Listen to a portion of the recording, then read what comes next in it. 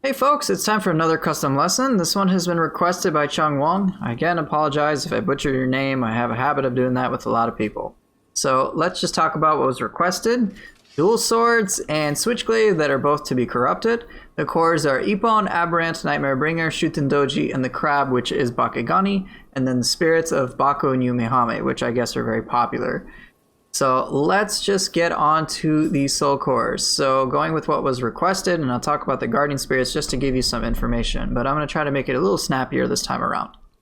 So Yumehami is a good generic all-purpose guardian spirit. It doesn't really do anything too remarkable on its own, except maybe the anima bonus gold earned, which after you say kill a couple of weak enemies and stuff like that, you can get like 2-3 anima from the gold that's lying around, which can be pretty handy.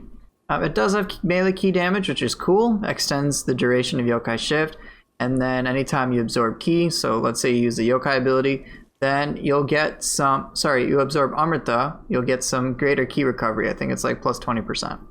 So yeah, pretty cool. But let's get onto the soul cores. So starting with Aberrant.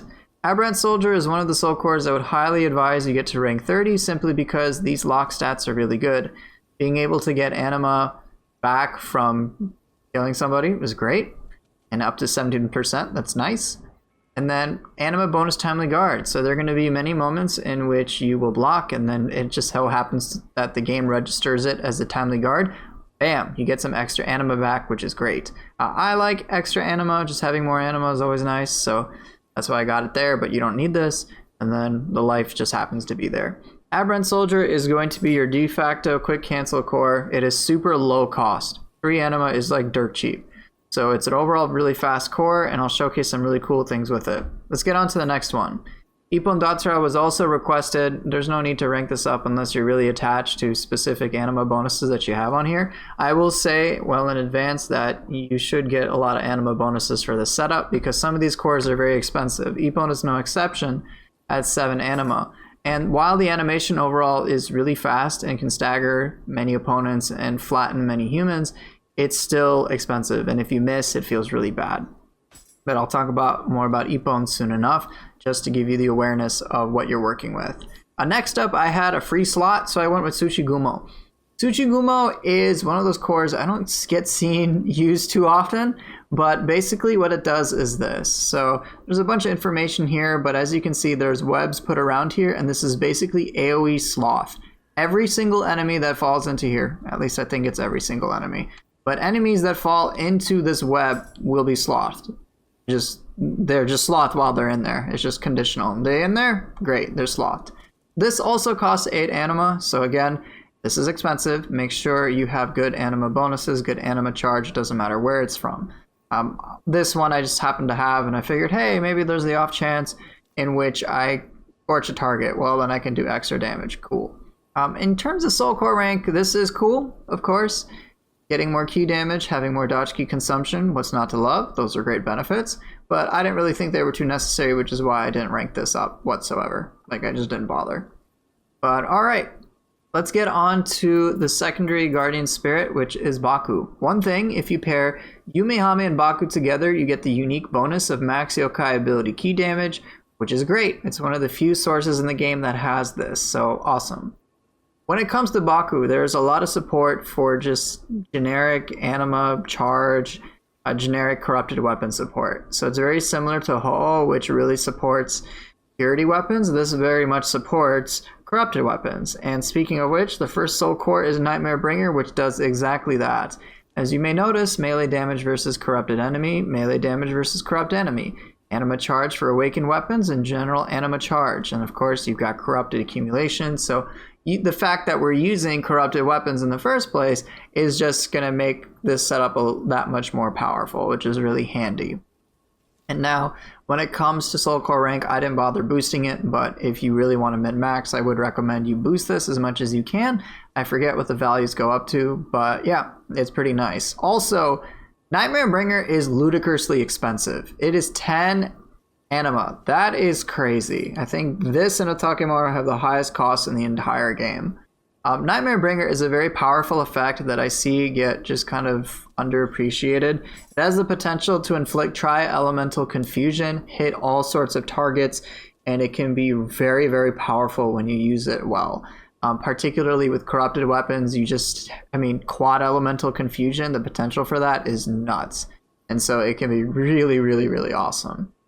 But again, it is 10 anima. So get good anima bonuses, have good sources of anima generation, and it'll just make the setup that much more powerful. Otherwise, it's just like something you can throw out in a blue moon, once in a blue moon, and you may not be incentivized to do this when you're just not able to take the full effects of it, or feel the full effects of it. Next up, Bakegani was specifically requested. I didn't bother ranking this one up, but this core is also quite low cost, in the similar vein as Aberrant Soldier, which can make this really cool. I just found one with anima bonus purification. I didn't bother ranking it. I just found Brute, Bakegani, great, done, let's go. Bakegani is remarkable. Oops. Bakegani. Oh, god darn it. I'm sorry, guys. Bakegani is surprisingly effective at applying Scourge, doing a good chunk of damage, and doing a great deal of break damage. So many opponents who block will not be able to handle the pressure of Bakegani. I'm sure many times you've dealt with the enemy yourself, and all of a sudden you try to block that burst attack where it shoots out its water. Yeah, well, good luck trying to block that altogether. And now with this core, you can basically do the same to your opponents. So it's a really powerful core and a lot of fun to work in with your setups. And we got water application. What's not to love? Last but not least, we have Shuten Doji. The only stat I was interested in for this was the Yokai ability Ki Pulse. This has some synergistic effects with Baku simply because anytime we absorb Amrita, we get at least 2 buffs and extraction, I believe. So it's like minimum 3 buffs, which is a pretty big deal. Basically, pocket buffs. It can hit multiple targets and potentially scorch them. And yeah, it's pretty fast too. So we've got the potential with these cores to inflict confusion pretty much at all times. And when we're using corrupted weapons, we can take it further. But enough about this chit chat. Let's just showcase the stuff and action the cores and give you the understanding that will assist you to kick butt. So again, as a reminder, I'm going to check the response time of soul cores by blocking. As when you see my character block, that's how soon you know you can respond. So let's start with Tsuchigumo. Throw it out. All right, not too bad. And as you can see, this web stands here, and anything that's going to be in here aside from myself will be slothed, and it lasts a pretty long time. Now, one other question you may have is, all right, I throw out Tsuchigumo, can I throw out anything else? Oh yeah, absolutely. Look at that. Basically, Tsuchigumo, it's like a spell you cast. Cast the AoE sloth, and you're free to do whatever you want, which means there's a lot of things you can do in this zone. So this is going to be like your zone to screw enemies over while they're super slowed. So continuing on with the soul cores, let's take a look at Aberrant Soldier. Super fast. Alright, this is one of the fastest cores in the game. Alright, full animation is this, but yeah, you have earlier response time, which is pretty cool. Ippon, kind of the same. Super fast. You'll see many players spam it for that reason. It is expensive to do so, but it is highly spammable. So you got 2 spammable cores, and if you got the anima to support it, you can just like non-stop spam these cores in this little pocket that you have here. One thing to note with Aberrant that I don't believe I talked about is, excuse me. I want you to pay attention to the overall animation that it has, all right? So right now you can see I've stepped forward, right? Let's do this frame by frame. So shoot out the punch, but notice I actually move out of frame out of the camera. Isn't that kind of neat? So what does this mean? There are going to be many attacks that will basically punish you for being like right next to them, right? So you can kind of move back. And I'll show you some really neat things with that soon enough. But you know, like the Wheel Monk's wake up attack? You're like wailing on it? Yeah, use Aberrant to cue your next attack and just barely dodge the ability. It feels so great. Ippon has a lot of interesting properties. So first and foremost, I activate it and I'm in the air like almost right away, which is really, really, really cool. And what this means is that you can avoid all sorts of abilities that sweep the ground, which is phenomenal. Also, in addition to this, Ippon can straight up avoid grabs. So if an enemy is about to grab you and you have the anima, use Ippon, you'll be fine. You might even be able to stagger them, which can be really, really cool. But next, let's talk about Baku stuff. So starting with Nightmare Bringer, this functions very similarly to Tsuchigumo. However, unlike it, you actually have to wait some time before you can use another soul core. So yeah, I'm trying to use Shuten Doji, and I gotta wait a bit. I would say you can use another soul core basically towards the end of Nightmare Bringer's animation. So this is a pretty big power play, quite expensive, and a bit of a commitment. But while it's happening, you can freely respond, as you can see. So let me showcase it once again with the blocking animation. So you can freely do whatever it is you'd like, which can be great. Next, let's talk about Bakegani. So what about Bakegani? How soon? There's a bit of a downtime, and so bear that in mind. And then last but not least, Shuten Doji. Pretty quick. So overall, you have a lot of quick response time when it comes to your soul cores. Now let's showcase some yokai shift shenanigans. Some of this stuff is straight up crazy. Alright, let's deplete some... Good old deplete some ki. Alright, come on Baku. Let's go.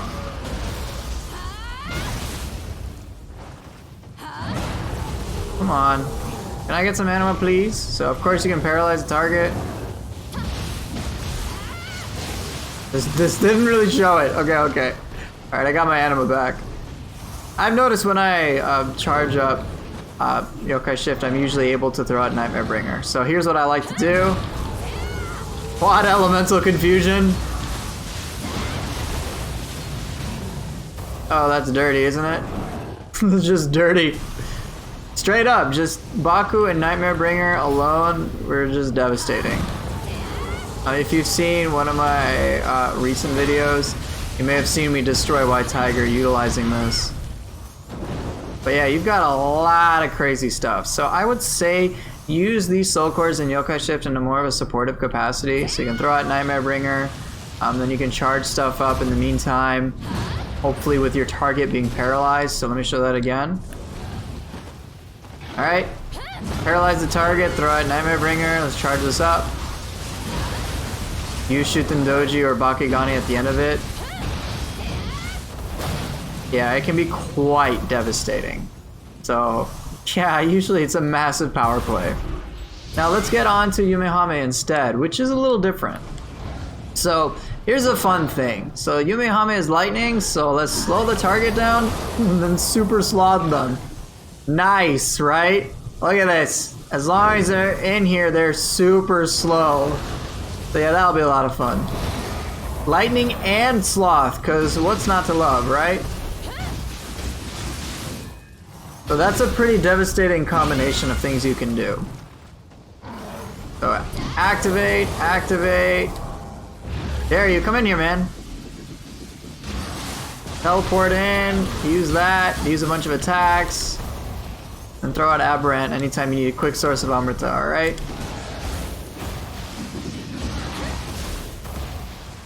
Charge in, go in here. Guardian Spirit, Tsuchigumo.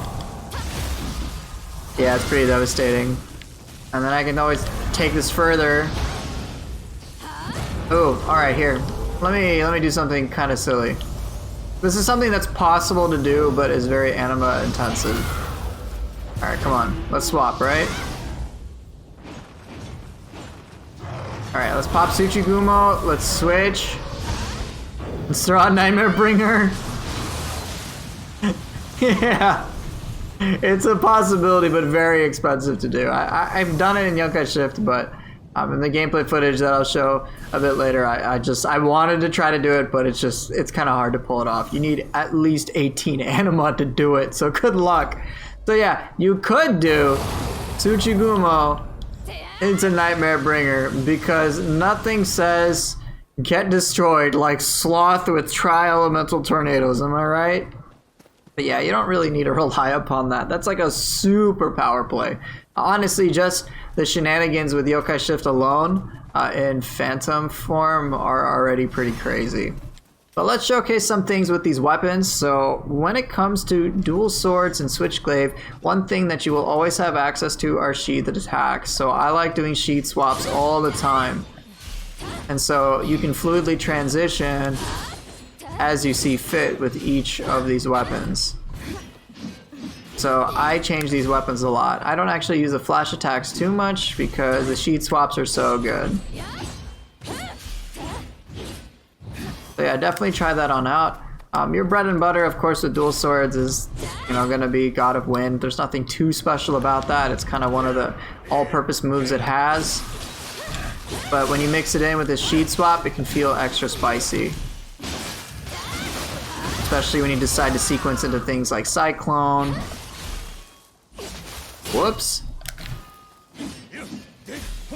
Anytime you need to reorient yourself, you can use good old sheath swaps.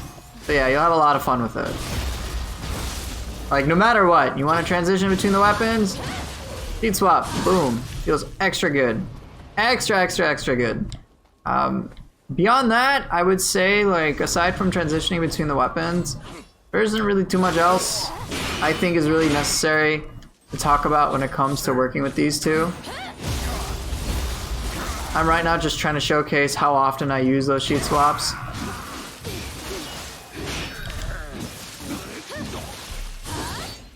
Aw, dang it, I forgot to do Moon Shadow. Here we go.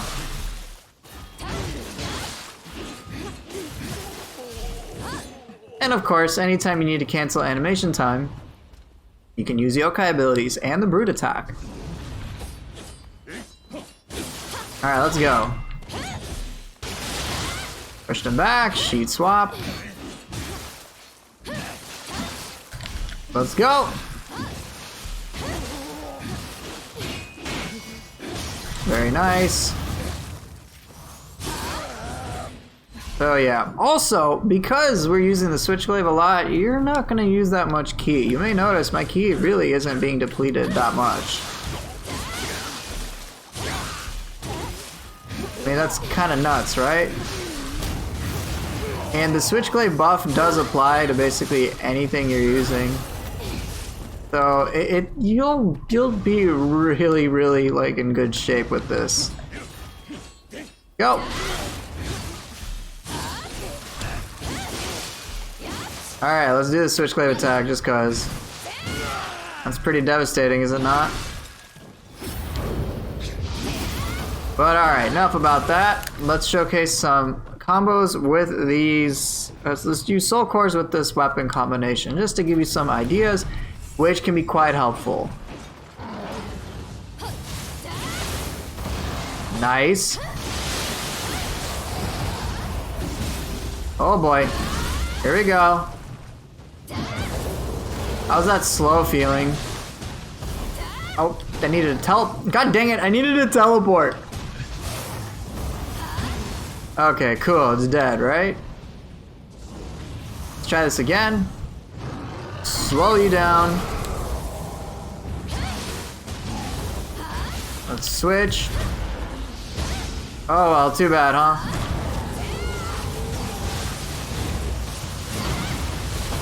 Okay, ultra dead. This just didn't even stand a chance. Alright, let's try this again, but this time not use Yokai Shift, just to show you some kind of cool thematic things which are possible. Alright, let's go. Alright, oh, ow. Might want to plan my Nightmare Bringers. Let's go with the tornadoes, am I right? Here, tornado again, just why not? Let's go! Super spin! Gotta dance with the tornadoes. One more time, one more time. I actually need the target to live. Alright, let's go! I mean, it's kind of funny to me. Very nice. Bakegani has good tracking. Alright, enough Nightmare Bringer, like, enough of Nightmare Bringer. Come on, let's try Just Reprisal. One time. Nope. One time, please.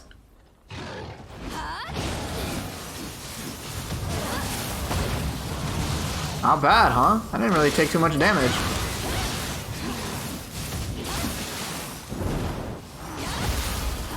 It's kind of cool, isn't it? You get that defense buff, all those buffs, and Bakegani allows you to not take so much damage. It can be pretty remarkable.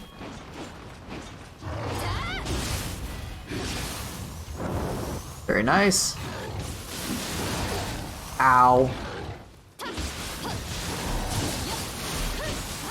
Let's try Dual Dragon into Bakegani. Pretty spicy, is it not? Alright. Let's do some Phantom combos, and then showcase everything one more time before we get onto the showcase. Very good. Let's go. Alright, let's slow it down. Let's get a Focus Retribution off. Pretty safely, huh?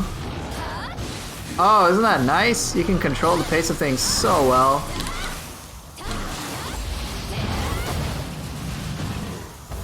Pretty cool. So yeah, you'll definitely have like a lot of fun mixing with these soul cores. It can be a bit expensive, which is why I urge you to make sure you got good anima bonuses. Alright, I got other ideas as well. I got like all the things, I just don't want to spend like 20 minutes extra really messing with them.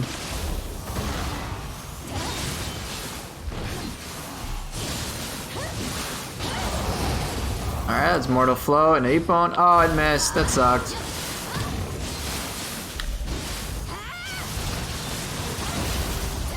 Delicious, huh? Anyway, there's a lot of cool things you can do, but I must remind you that you do need to have a good amount of anima generation to take advantage of this. But in the event that you decide not to, I must remind you that Switchglaive's Mystic Art, the one that I'm using, Tempest Flux, reduces your ki consumption by 1 level whenever you use those abilities, so you can get like 30% less ki consumption. And then with the properties of corruptive weapons, and the ones that I'm using this time are my normal dual swords. And then you can see here I have a Demon Horde Switchglaive to get that sweet anima bonus on a grapple. So when you got all this stuff together, you can just like non-stop attack. So you don't really have to use your soul cores, but they just help further the power of this even further. Further the power of this even further. Yeah, sure. Okay, I'm done. Enough lecture. In any case, I will see you guys in a bit. Alright, let's see this in action. So the scroll I picked involves pretty much human opponents the whole time, since I don't tend to fight them. There are 2 things I want you to pay attention to. One, how frequently I use the sheet swap so I can transition in between each weapon. And second, look at how little ki I consume. So I've got the Dual Swords Mystic Art Momentum, which reduces my ki consumption by a ton. The Switchglaive's Tempest Flux reduces my ki consumption by a ton. And because I'm using corrupted weapons against humans, I just basically steal a bunch of ki. And so it is extra spicy in terms of how much I can keep the pressure going. And so definitely take advantage of this property whenever you're fighting anybody, simply because, hey, non-stop attacks, great. So it almost makes the yokai abilities feel a little optional, although I would still recommend them because they can help you transition between all sorts of combat options pretty fluidly. And so regardless though, I am not really going to be starved for ki provided an enemy isn't hitting me while I'm blocking. So I can use this, as I said, non-stop pressure. I don't know how often my ki like gets close to 0. Maybe when I got kicked there. But whatever, Arc of Chaos, Aberrant, all that fun stuff.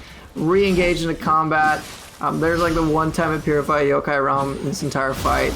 I've got a parry to assist me, and so it's just, there's just a lot I can do, and I can have a ton of uptime provided I am careful with my aggression.